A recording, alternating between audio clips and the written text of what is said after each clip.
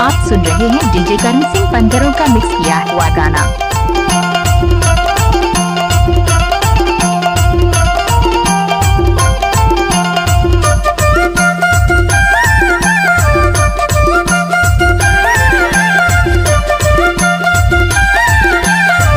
DJ करण exclusive.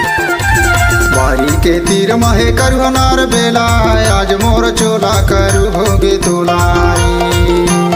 ए भाई ये वो आज मोर चोला करू होगे तोलारी। बारी के तीर महे करुहनार बेला, आज मोर चोला करू होगे तोलारी। ये दाऊ ये रे आज मोर चोला करू होगे तोलारी। आज मोर चोला करू होगे तोला, आज मोर चोला करू होगे तोला। आज मोर चोला करू होगे तोलारी। आज मोर चोला करू होगे तोलारी। बारी के तीर महे करुहनार बेला, आज मोर चोला करू होगे तोलारी। ए भाई ये वो आज मोर चोला करू होगे तोलारी। बारी के तीर महे करुहनार बेला, आज मोर चोला करू होगे तोलारी। ये दाऊ ये रे आज मोर चोला करू होगे तोलारी। डीजे करण एक्सक्लूसिव।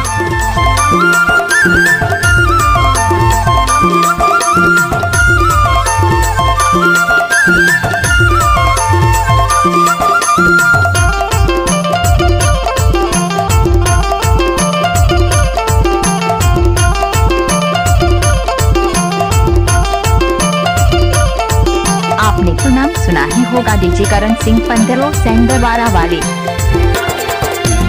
छानी माँ कुमड़ फरे बारी माँ खीरा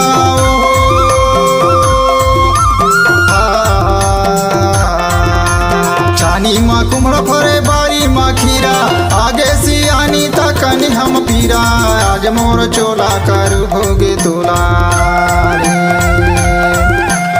ए भाई ये वो आज मोर चोला करू होगे तोलारी।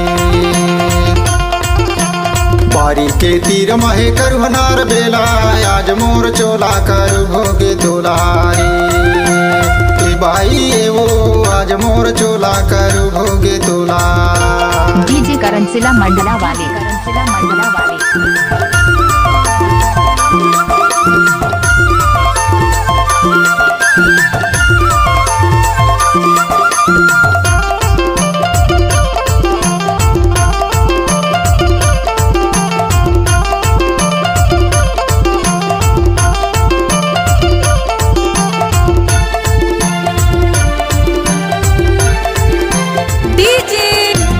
कौन पिसे नन मिर्चा कौन पिसे धनिया।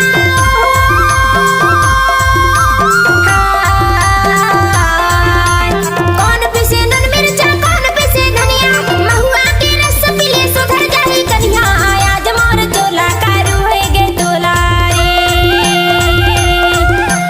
ए दाऊ ये रे आज मोर चोला करू होगे तोलारी। बारी के तीर महे करुहनार बेला, आज मोर चोला करू होगे तोलारी। ये दाऊ ये रे आज मोर चोला करू होगे तोलारी। डीजे करण एक्सक्लूसिव।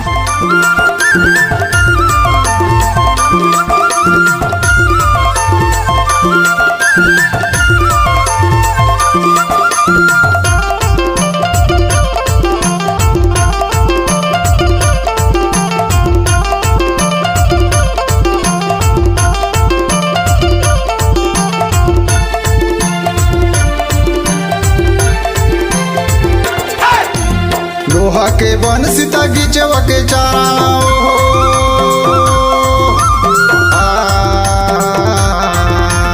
लोहा के बन सीता गिचवा के चारा। अक्कर बक्कर हो गए ककरा बिचारा, आज मोर चोला करू होगे तोलारी। ए भाई ये वो आज मोर चोला करू होगे तोलारी।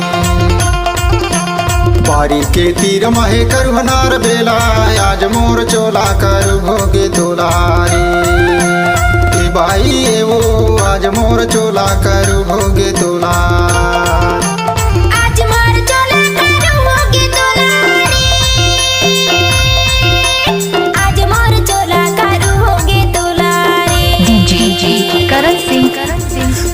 के तीर माहे करुहनार बेला आज मोर चोला करू होगे दुलारी ए भाई ए वो आज मोर चोला करू होगे दुलारी बारी के तीर महे करुहनार बेला आज मोर चोला करू होगे दुलारी ये दाऊ ये रे आज मोर चोला करू होगे दुलारी ए भाई ए वो आज मोर चोला करू होगे दुलारी ये दाऊ ये रे आज मोर चोला करू होगे दुलारी ए भाई ए वो आज मोर चोला करू होगे दुलारी डीजे करण मिक्स झिरिया टोला।